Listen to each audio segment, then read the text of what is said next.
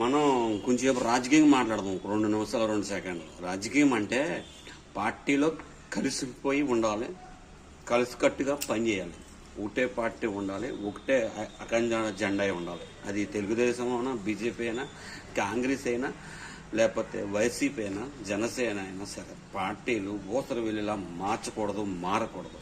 అంటే పదాల కోసము, డబ్బు కోసము, అధికారాన్ని రాబట్టుకోవడం కోసం, అధికారాన్ని చేదిక్కేసుకోవడం కోసము పార్టీలు మారకూడదు. ఓడినా గెలిచినా పట్టుదలతో, సంకల్పంతో, అంటే ఒంటి చేత్తో ఎదురెళ్ళేవాడే రాజకీయ నాయకుడైనా, కలెక్టర్ అయినా, ఎంప్లాయీస్ అయినా, ఏదైనా సరే మనం ఎందుకంటే ప్రతి దానికి ఎలక్షన్ జరుగుతుంది కాబట్టి ప్రతి దాని గురించి మాట్లాడవలసి వస్తుంది.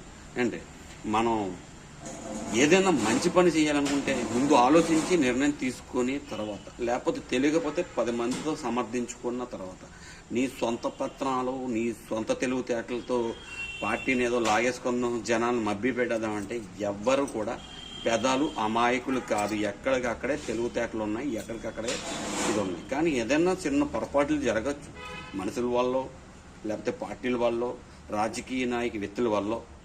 అంత మాత్రాన్ని పార్టీలు మారకూడదు, ఒకటే పార్టీ ఉండాలి. మన కుటుంబం ఎలాగైతే నడపాలనుకుంటున్నామో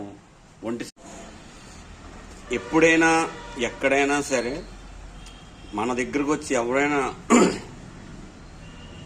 బిచ్చగాడైనా కావచ్చు, రోడ్డు మీద వెళ్ళే సాధువులే కావచ్చు, బ్రాహ్మలే కావచ్చు, లేనోళ్ళు ఉంటారు.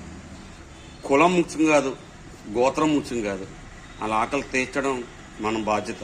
అంటే వయసులో ఉన్నప్పుడు మనకేం తెలియదు, కొద్ది కాలు చేయి వంగిన తర్వాత కొడుకు చూస్తాడనో, కూతురు చూస్తుందనో, లేకపోతే భార్య భర్తను చూస్తుందనో, భర్త భార్యను చూస్తాడనో కాకుండా ముందు మనం నేర్చుకోవాల్సిందంటే నీ దగ్గర 1 రూపాయి ఉన్నా సరే వాళ్ళకి లేదనకుండా ఇవ్వండి.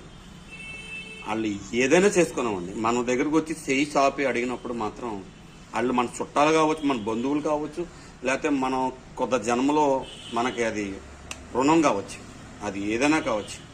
దేవుడు కనపడ్డు గాలి రూపంలో, ప్రకృతి రూపంలో, అంటే పక్షుల రూపంలో దేవుడు కనపడతాడు. నువ్వు తాగే నీరు, తినే అన్నం, పండించే పంట, అంటే నువ్వు తాగే పాలు అన్నీ కూడా దేవుడు సృష్టించినయే, మనుషులు సృష్టించినవి ఏం కాదు. దేవుడు పుట్టిస్తేనే మనిషి ఇక్కడ కోతి నుంచి మనిషి దాకా ట్రావెల్ చేసి ఇవాళ ర్యాకెట్ నుంచి చాక్లెట్ వరకు చంద్రమండలం, సూర్యమండలం అక్కడ దాకా కనిపెట్టుకుంటూ వెళ్ళాం. దేవుడు లేని మనం లేము. ఎక్కడో దుఃఖం